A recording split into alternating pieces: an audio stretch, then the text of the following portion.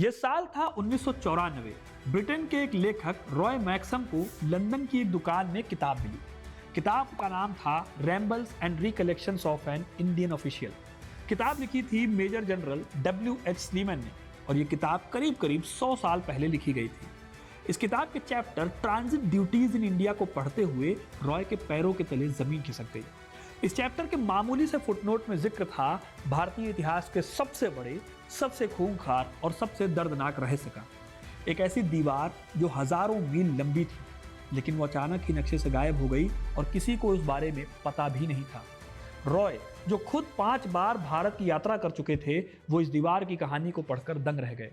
आखिर उन्होंने आज तक इसके बारे में कभी भी एक भी शब्द क्यों नहीं सुना था। 1869 में बनी ये दीवार 4000 किलोमीटर लंबी थी, यानी लंदन से इस्तांबुल तक की दूरी के बराबर। पर सवाल यह है कि इस दीवार की सेफ्टी के लिए 12,000 ब्रिटिश ऑफिसर्स की फौज क्यों तैनात थी। उस दौर में इस दीवार पर सालाना 16,20,000 रुपए क्यों खर्च किए जा रहे थे। क्या इसके पीछे कोई और गहरा मकसद था? और कैसे बनी थी ये दीवार जिसे एक इंसान तो क्या, एक चूहा भी पार नहीं कर सकता था। ये पूरी कहानी जानने के लिए वीडियो को पूरा देखिएगा, क्योंकि अपना इतिहास नहीं जानोगे तो खुद को कैसे पहचानोगे। इस बेहद डार्क चैप्टर की जड़ें मिलती हैं 1757 की प्लासी की जंग से। रॉबर्ट क्लाइव ने जब बंगाल पर कब्जा किया तो उसकी नजर सिर्फ बंगाल की उपजाऊ जमीन पर नहीं थी, बल्कि भारत के सफेद सोने यानी नमक पर भी थी। ईस्ट इंडिया कंपनी को जल्दी ही समझ आ गया था कि नमक एक ऐसी चीज है जिसके बिना कोई इंसान, चाहे वो अमीर हो या गरीब, जिंदा नहीं रह सकता। और अगर इस पर कब्जा कर लिया जाए तो मुनाफे की कोई लिमिट नहीं होगी। 1764 के बक्सर की जंग के बाद जब कंपनी को दीवानी राइट्स मिले तो सॉल्ट टैक्स को इतनी बेरहमी से बढ़ाया गया कि ये रेवेन्यू की रीढ़ बन गया और इसी रेवेन्यू को बचाने के लिए इस दीवार को बनाया गया। कैसे ये बनाई गई दीवार आपको अभी खुद पता चल जाएगा वीडियो में आगे। रॉबर्ट क्लाइव ने नमक के ट्रेड को ईस्ट इंडिया कंपनी की मोनोपोली में डाल दिया था। 1784-85 के सरकारी रिकॉर्ड बताते हैं कि कंपनी ने नमक से 62 लाख रुपए का प्रॉफिट कमाया था। इस दौर में ये इतना बड़ा प्रॉफिट था कि कोई सोच नहीं सकता था इतना बड़ा अमाउंट। लेकिन इस प्रॉफिट को बनाए रख पाना इजी टास्क नहीं था। अंग्रेजों के सामने एक बहुत बड़ा चैलेंज था, इंडिया की ज्योग्राफी। भारत के अलग अलग प्रोविंसेस में नमक की कीमतों में और उस पर लगने वाले टैक्स में बहुत अंतर होता था।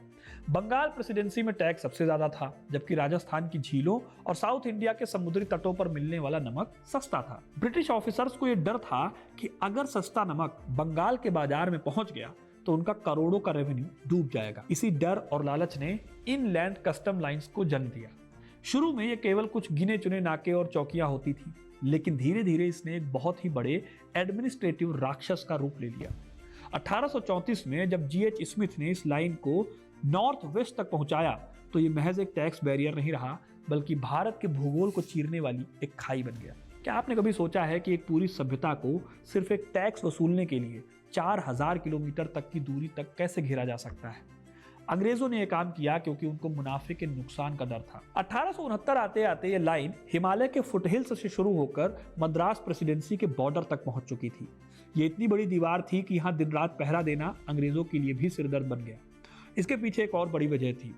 ईंट और पत्थर की दीवार बनाना अंग्रेजों के बजट से बाहर था और कांटों की दीवार को पार भी किया जा सकता था। इसीलिए प्रॉफिट को बचाने के लिए सेना लगाना अंग्रेजों की मजबूरी थी, क्योंकि यह दीवार ईंट और पत्थरों से नहीं बल्कि कटीली झाड़ियों से खड़ी की गई थी। यहीं पर दोस्तों इंडियन हिस्ट्री का एक बेहद इंटरेस्टिंग किस्सा भी सामने आता है। एलन ऑक्टेवियन ह्यूम यानी A.O. ह्यूम, ये वही A.O. ह्यूम हैं जिन्हें आज हम भारतीय राष्ट्रीय कांग्रेस के संस्थापक के रूप में जानते हैं। 1867 में यही A.O. ह्यूम इनलैंड कस्टम्स के कमिश्नर थे। ये एक मंझे हुए बॉटनिस्ट भी थे और उन्होंने ही इस जिंदा दीवार का स्ट्रक्चर तैयार किया था। ह्यूम का दिमाग एक साइंटिस्ट का था, लेकिन उनका एम अपने देश की तिजोरी को भरना भी था। उन्होंने देखा कि भारत की सूखी और कठोर मिट्टी में पत्थर की दीवार से कहीं ज्यादा असरदार है लिविंग हेज यानी झाड़ियों की बाढ़। उन्होंने करौंदा, बबूल, बेर और यूफोरिया जैसे ऐसे पौधों को चूज किया जिनमें कांटे इतने घने और जहरीले थे कि वो किसी भी प्रोटेक्टिव शील्ड से बेहतर काम करते।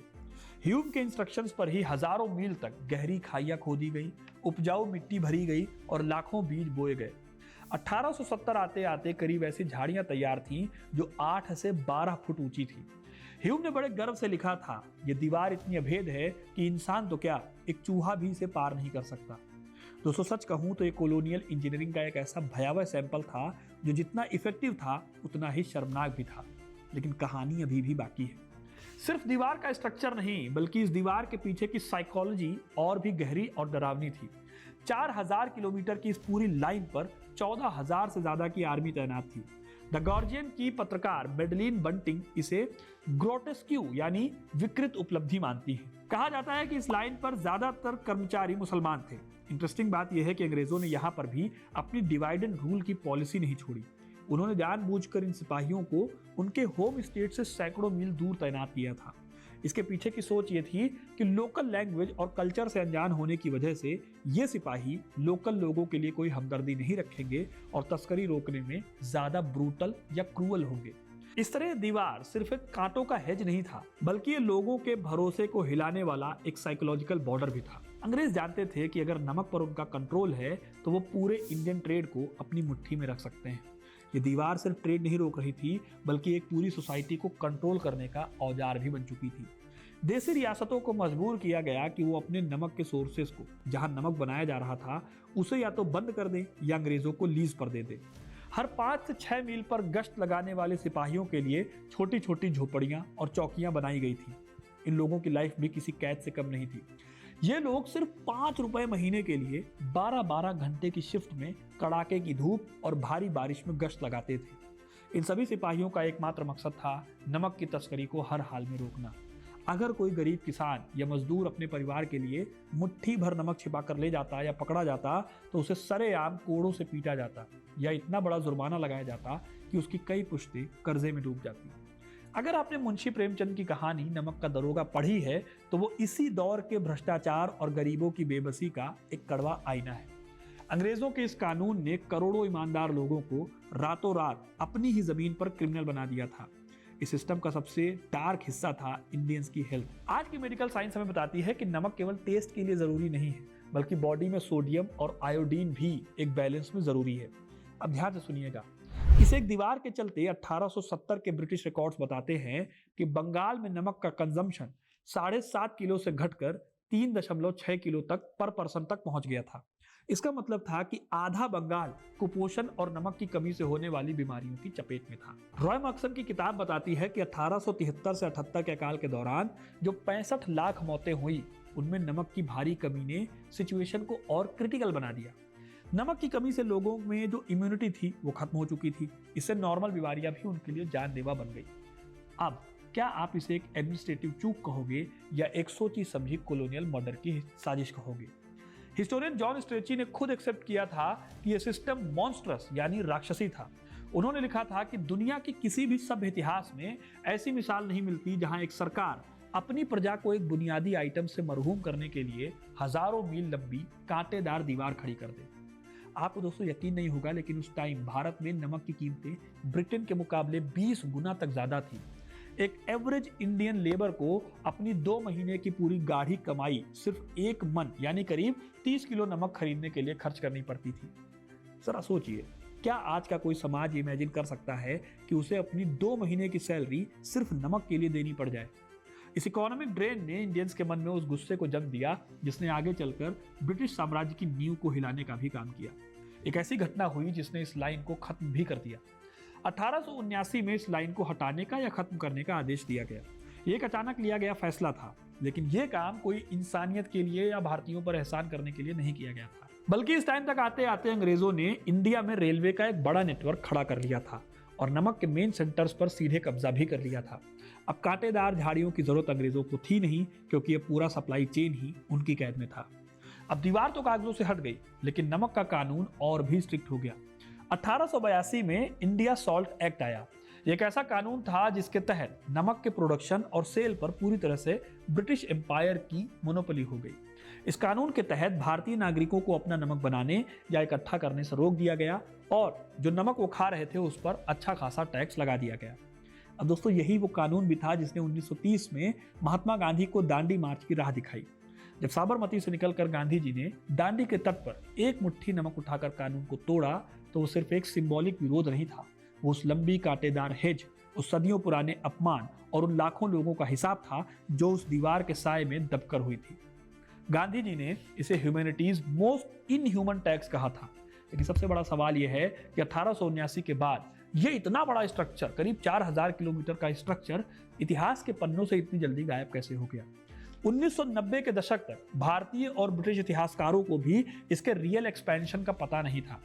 रॉय मैक्सम ने जब पहली बार एक पुरानी भूली बिसरी किताब rambles and recollections of an Indian official में ग्रेट हिज का जिक्र पढ़ा तो उन्हें लगा कि शायद ये कोई अतिशयोक्ति है, बढ़ा चढ़ा कर की गई बात है।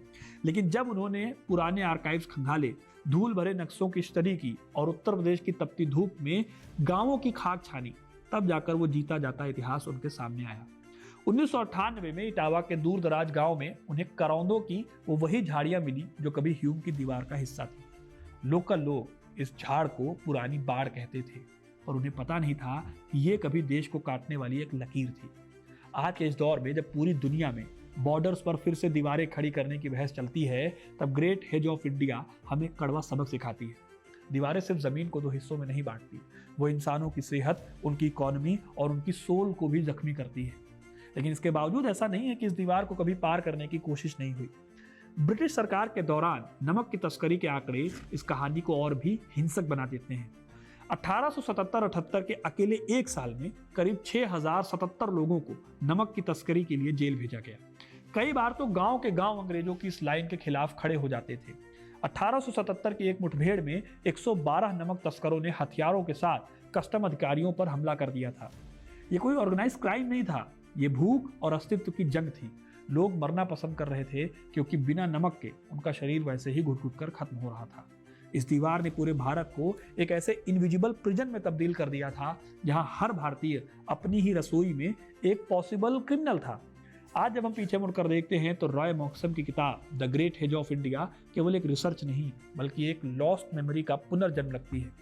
इस कहानी को मराठी, तमिल और दूसरी अलग अलग लैंग्वेजेस में ट्रांसलेट किया गया और ये खूब बिकी। ये बात साबित करती है कि भारत के लोग अब अपने इतिहास के उन पन्नों को भी पढ़ना चाहते हैं जिन्हें कॉलोनियल कलम ने धुंधला कर दिया था। एक ऐसा स्ट्रक्चर जो करीब 4000 किलोमीटर ज्यादा लंबा था, जिसने लाखों लाइव्स को सीधे तौर पर अफेक्ट किया, वो एक सदी के भीतर गायब कैसे हो गई? क्या ये हमारी अपनी कमजोरी है या फिर हमने अपने ऊपर हुए अत्याचारों को भूलने दिया? ये ब्रिटिश रिकॉर्ड्स की वो एडिटिंग है जिसने अपनी क्रूरता को राजस्व सुधार के चमकदार शब्दों के पीछे छिपा दिया। ग्रेट हेज ऑफ इंडिया केवल एक भूली हुई दीवार नहीं है, ये सत्ता के उस अंधे लालच की याद दिलाती है जो नेचर की मासूम झाड़ियों को भी गुलामी की जंजीर में बदल सकता है। तो दोस्तों, ये थी कहानी the great hedge of India की, वो दीवार जो शायद चाइना की दीवार से थोड़ी कम छोटी है, लेकिन इसकी ब्रूटैलिटी चाइना की दीवार से भी कम नहीं है। अब आपको ये कहानी सुनकर कैसा लगा कमेंट करके जरूर बताइए। वीडियो को लाइक और शेयर करना ना भूलें और ऐसी इंटरेस्टिंग कहानियों के लिए, इतिहास से जुड़े रहने के लिए हिस्ट्री कनेक्ट को सब्सक्राइब जरूर करें। धन्यवाद।